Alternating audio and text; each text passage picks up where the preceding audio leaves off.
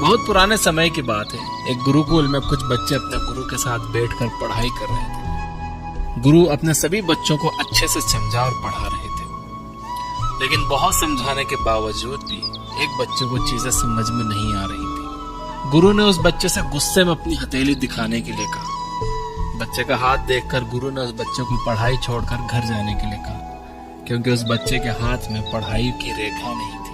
तभी उस बच्चे ने एक छोटा चाकू निकालकर अपने हाथ पर गहरा निशान बना दिया और कहा कि अब तो मेरे हाथ पर पढ़ाई की रेखा है गुरुजी, तो क्या मैं अब पढ़ सकता हूँ? गुरु ने बच्चे के इस करेज को देखकर कहा, तुम्हें कोई भी चीज पढ़ने से नहीं रोक सकती।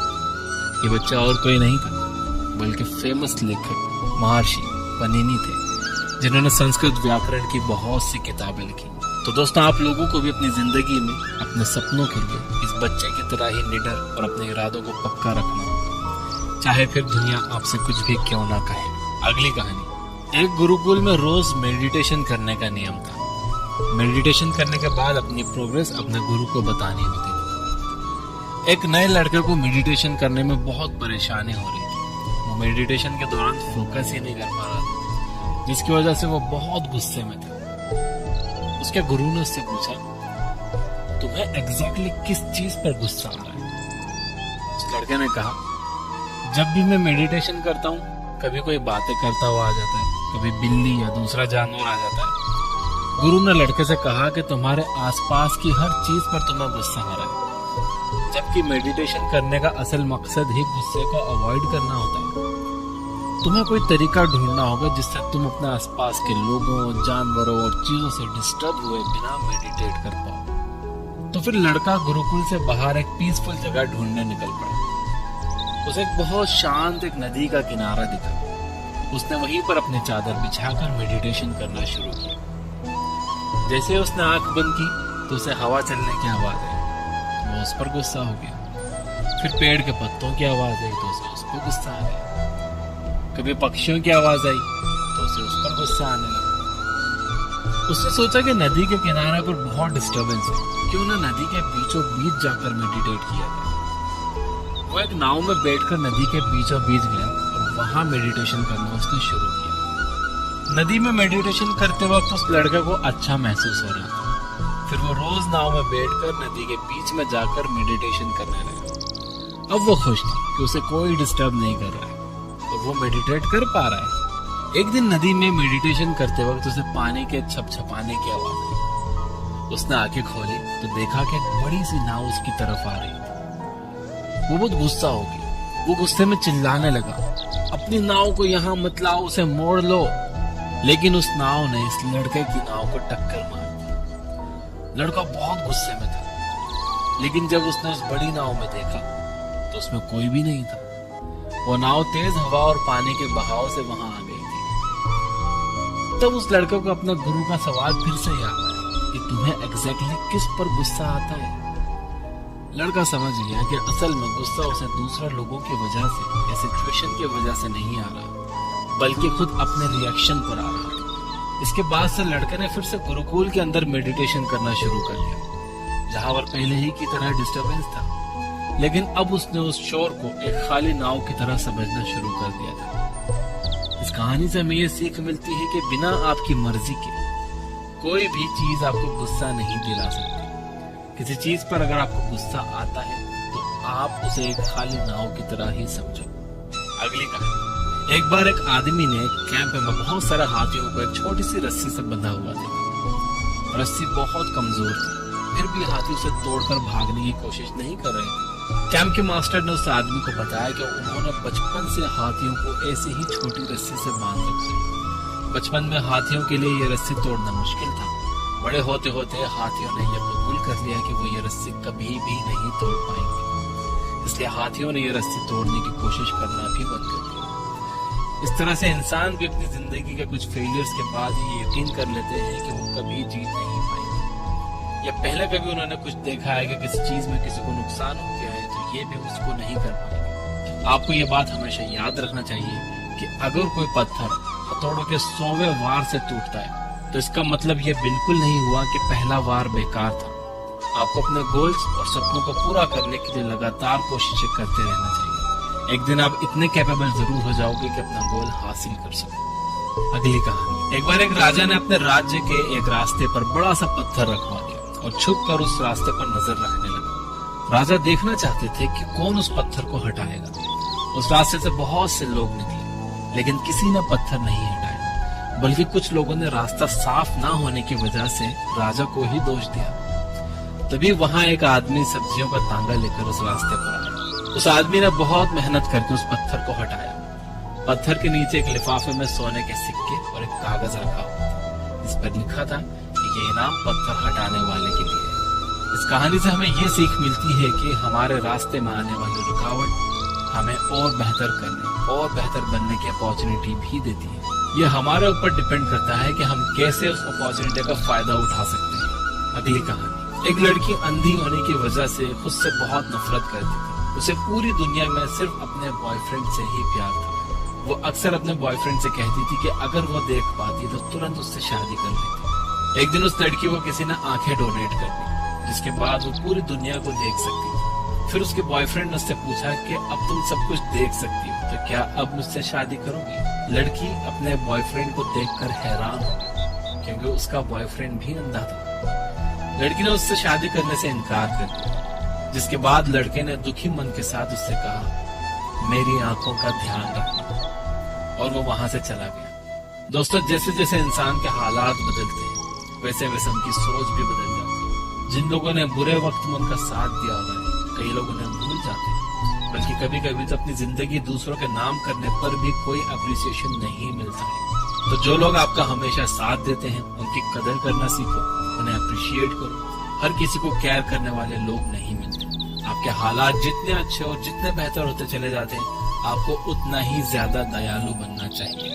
अगली कहानी। एक बार एक लड़की अपने फादर से कहती है कि मैं जिंदगी के स्ट्रगल से परेशान हो चुकी हूँ। एक परेशानी खत्म होती नहीं है कि दूसरी लाइन में पहले ही खड़ी होती है। फादर अपनी बेटी की बातें सुनकर उसे अपने साथ किचन में ले जाते हैं और बैठकर देखने के लिए कहते हैं। वो 3 बर्तनों में पानी उबालते हैं और एक बर्तन में आलू, दूसरे में अंडा और तीसरे में कॉफी बीन्स डाल देते हैं।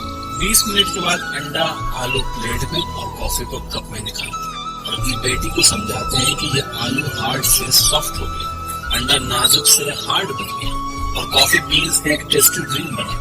लेकिन ये सब करने के लिए इन तीनों चीजों को गर्म पानी के स्ट्रगल को झेलना पड़ा, तब जाकर ये ऐसे बने। इंसान की जिंदगी भी ऐसी ही होती है। स्ट्रगल इंसान को बेहतर बनाता है और इम्प्रूव होने का मौका देता है। अब ये आप पर निर्भर करता है कि आप स्ट्रगल को कोसोगे या उससे कुछ सीखोगे। एक इंग्लिश की कहावत है कि there are no free lunches in this world. आपको हर एक गोल के लिए मेहनत करनी ही पड़ेगी। अगली कहानी। एक स्पीकर ने स्पीच के बीच में लोगों को 2000 रुपए का नोट दिखाते हुए पूछा कि ये किस किस को चाहिए। ऑडियंस में बैठे सभी लोगों ने हाथ ऊपर कर दिया। स्पीकर ने नोट को बुरी तरह से मोड़ दिया, फिर पूछा कि अब ये किसको चाहिए। सारे लोगों ने फिर से अपने हाथ ऊपर कर दिया। इस बार स्पीकर ने नोट को बुरी तरह पैरों से रौंद कर पूछा कि अब ये किसको चाहिए। इस बार भी सबने अपने हाथ ऊपर कर लिए थे। दोस्तों, इस कहानी से हमें ये पता चलता है कि पैसों की वैल्यू कभी भी कम नहीं होती, चाहे वो कितना भी गंदा क्यों ना हो जाए। 2000 को नोट जूतों से दबाने के बाद भी 2000 का ही रहा। इसी तरह जिंदगी में भी हम बहुत बार गिरते हैं, लोग हमें दबाने और गंदा करने की कोशिश करते हैं, लेकिन इसके बावजूद भी आपको कभी भी अपनी वैल्यू खोने की जरूरत नहीं है। आपकी वैल्यू हमेशा वैसी ही रहती है जैसे आप बनाना चाहते हो। अगर आप खुद को वर्थलेस समझोगे तो वर्थलेस रह जाओगे। अगर आप खुद अपनी वैल्यू करोगे तो दुनिया भी आपकी वैल्यू करेगी। तो अपनी वैल्यू करना सीखो। अगली कहानी। एक बार एक आदमी कोकून में से बटरफ्लाई को निकलते हुए देख रहा था। बटरफ्लाई कोकून से निकलने की बहुत कोशिश कर रही थी, लेकिन निकल नहीं पा रही थी। बहुत देर बाद उस आदमी ने कोकून को कैंची से काट दिया ताकि बटरफ्लाई आसानी से बाहर निकल सके। बटरफ्लाई बाहर तो निकल गई थी, लेकिन उसकी बॉडी सूजी हुई थी और पंख भी सिकुड़े हुए थे। आदमी ने बटरफ्लाई की मदद करने के लिए कोकून को काटा था, लेकिन ऐसा करना बटरफ्लाई के लिए नुकसानदायक साबित हुआ। कोकून से निकलने के लिए जितनी ज्यादा बटरफ्लाई स्ट्रगल करती, उसकी बॉडी उतनी अच्छी होती और पंख भी उतने ही ज्यादा बड़े होते। ठीक ऐसे ही इंसान की जिंदगी होती है। आप जितना स्ट्रगल करते हो उतना ही ज्यादा कामयाब बनते चले जाते हो। अगर आप ये सोचोगे कि आपको बिना मेहनत के, बिना प्रोसेस के थ्रू जाए सब कुछ मिल जाए, तो आप उस कामयाबी को संभाल नहीं पाओगे।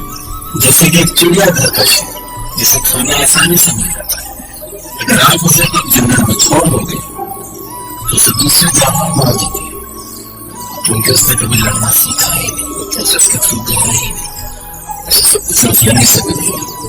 अगली कहानी, एक लड़के को बहुत ज्यादा गुस्सा आता था। उसने अपने फादर ने उससे हर बार गुस्सा आने पर एक लकड़ी की दीवार पर एक कील गाड़ने के लिए कहा। शुरुआत में लड़के ने बहुत सारी कीलें गाड़ी, धीरे धीरे लड़के में गुस्सा कम होता गया और उसने कीलें गाड़ना कम कर दी, जिसके बाद उसके फादर ने कहा कि अब वो कीलें को वापस निकाले। उन कीलों को निकालने के बाद इस बच्चे के फादर ने बच्चे को दीवार दिखाते हुए समझाया कि बेटा, इससे मैं कहीं जा रहा हूँ, आगे कीलों के चैन की तरह निकली, कीलें मेरे दिल पर पड़ा था, जिन्हें आप कभी भी भाग नहीं सकते, इसे कभी भी मुझसे आगे मत लेना।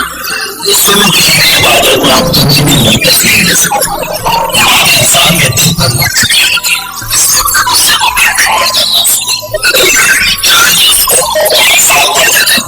पार्टी करने के बाद वो अगले दिन स्कूल लौटने तक काम कर जाते और अपने टीचर को बताते हैं कि वो कल रात किसी शादी में गए थे, जैसे वापस आते वक्त उनकी गाड़ी का टायर पंक्चर हो गया, उन्होंने पूरा रास्ता गाड़ी को धक्का मारकर वापस आ गए, इसलिए वो टेस्ट का कुछ पढ़ नहीं पाए। टीचर ने बच्चों की बातों को सुना और उन्हें 2 दिन बाद टेस्ट देने के लिए बुलाया। एफआईआर टीचर ने सारे बच्चों को अलग अलग रूम में बिठाया। फिर बेचारे बहुत परेशान थे क्योंकि इस बार उन्होंने बहुत पढ़ाई करी थी, लेकिन क्वेश्चन पेपर देखकर चारों बच्चों को होश उड़ गई। सवाल, गाड़ी का कौन सा टायर पंक्चर हुआ था? इसका जवाब सबको बहुत साफ पड़ गया। बिना पहले टायर लगवाने काम पूरी तरह से काम जाता है।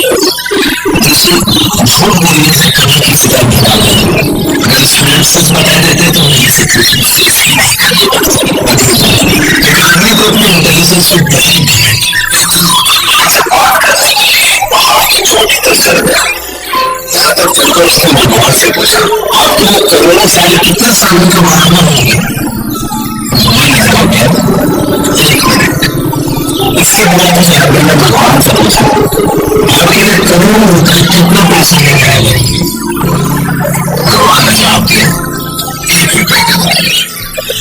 जिसके बाद उस आदमी ने बड़ी चालाकी से भगवान से कहा, आप 1 रुपया दे सकते हो? भगवान ने कहा, 3 मिनट रुको। इस कहानी से आपको समझ आया है कि कभी भी किसी को उससे कम समझदार नहीं समझना चाहिए। स्पेशली उससे अगर इंसान बनाए कि आज आप अपनी इंटेलिजेंस का दावा कर रहे हो। अगली कहानी, एक गाँव में लोग अक्सर अपनी परेशानियों में दिख रहे बूढ़े आदमी को रोज आकर सुनाते थे। जब बूढ़े आदमी ने सबको बुलाया और उन्हें एक जोक सुनाया, सभी गाँव वाले जोक सुनकर खुश रह गए। बूढ़े आदमी ने फिर से नए जोक सबको सुनाया, इस बार से खुशी सम्मान से। बूढ़े आदमी ने फिर से नए जोक सुनाया, लेकिन इस बार कोई बस जोक पर नहीं हंसा। गाँव वालों ने कहा कि एक ही जोक को दोबारा नहीं सुन सकते। बूढ़े आदमी ने जवाब में गाँव वालों से कहा, ये तो लोग ठीक कह रहे हो, लेकिन फिर एक ही तरीके की कंडीशन रोज कैसे हो सकती? परेशानियां सबके लाइफ में होती है, लेकिन इसका मतलब ये नहीं है कि आप उन परेशानियों का बहाना लेकर बैठ जाओ और उनका कोई सॉल्यूशन लेना नहीं। और ये मेरे उससे मजबूत है, यही परेशानियों का टुकड़ा होता है। एक बार जंगल में शेखी अपने झुंड की तरफ जा रहा था। तभी उसे रास्ते में सूर्य पीछे से रथ पड़ा। हाथी सूर्य को देखकर पीछे हट गया, लेकिन सूर्य पहले निकल गया। सारे लोग उसको बचाने लगे, वो इतना आगे बढ़ गया कि हाथी की नजर देखकर पीछे हट गया। ये बात सुनकर सूर्य ने सीधे जाकर हाथी को हाथ से पूछा, ये बात सच है कि तुम उस रास्ते से निकले थे? हाथी ने सबको बताया, मैं सूर्य को अपने कान से ही मार सकता था। सूर्य पूरी तरह से कीचड़ में लगता था, अगर मैं उसे मारता तो मेरे काम नहीं दिया। उसको जिंदगी से बचाने के लिए वो पीछे हटा था। पीछे हटा तो सब लोग उसे चिढ़ाए, लोग उसे मिसाइल देकर पीछे हट गए। सब लोग अलग अलग दिशा से शिकार करने के लिए गए। बहुत दिनों बाद उसने एक खरगोश को पकड़ा।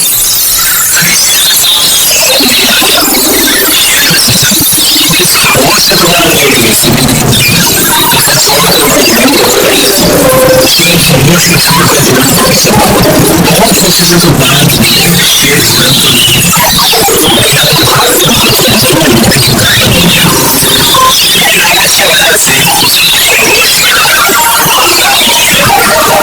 अच्छी वजह से जिंदगी में बहुत